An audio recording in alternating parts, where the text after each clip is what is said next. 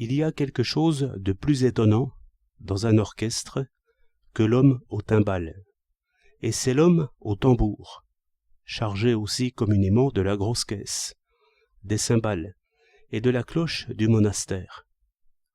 C'est un homme qui s'ennuie continuellement, et jamais que, par ce mouvement naturel contrarié, le diaphragme se trouve refoulé vers le bas, en même temps que l'homme qui bâille ainsi avale de l'air, comme font les grenouilles.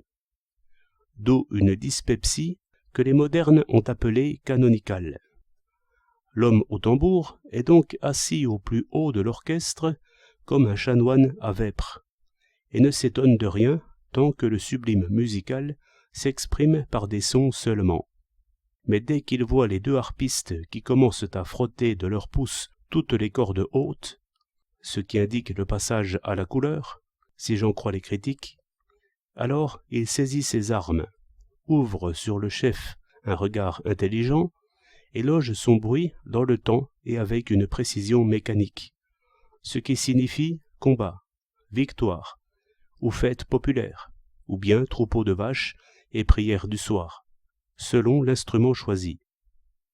Il m'est arrivé, comme à beaucoup, d'être rassasié de sublime, et d'observer ce petit monde si exactement gouverné. J'ai toujours remarqué que tout ce qui est bruit rythmé est soumis à une discipline véritablement militaire, alors que les sons se promènent assez souvent hors de leur juste chemin.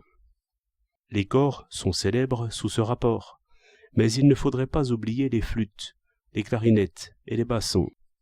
Il arrive même que nos seigneurs les violons ajoutent quelque chose aux hardiesses harmoniques. Mais l'homme au tambour ne se trompe jamais, et le chef, quand il ouvre les bras, déchaîne toujours son bruit à point nommé, comme un homme qui décharge du bois. Il est sain de penser que le principal d'une marche triomphale consiste dans ce bruit de pas si bien imité et si puissant sur l'imagination. L'orchestre est tout entier subordonné à la percussion, et cela est injuste. Mais aussi, la percussion est militairement soumise à l'homme qui tient la baguette, et qui est une des puissances incontestées du monde. Quels sont les goûts et les préférences de l'homme au tambour? Tient-il pour les classiques ou pour les modernes? Pour l'harmonie ou pour la mélodie? Pour la fête russe ou pour la fête espagnole? Je suppose qu'il juge de tout cela d'après la partie de tambour.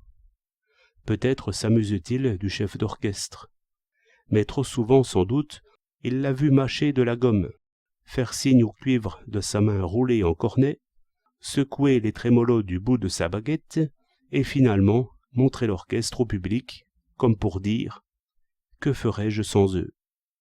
Ce sont produits américains. On ne vend plus que cela. Et quelquefois, je me demandais si tous ces musiciens d'orchestre aiment beaucoup la musique. Il me semble que, s'ils l'aimaient, ils mourraient tous à la fleur de l'âge.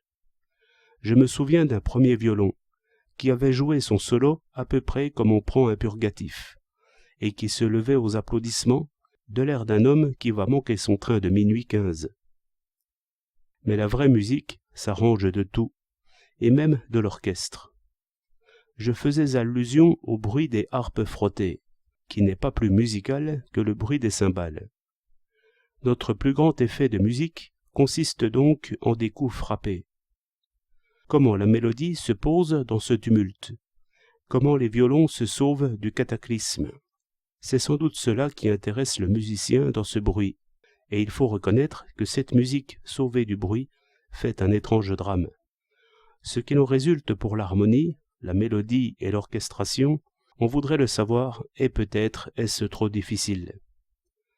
Assez heureux, je suis d'avoir découvert dans la musique quelque chose de sauvage et de fort.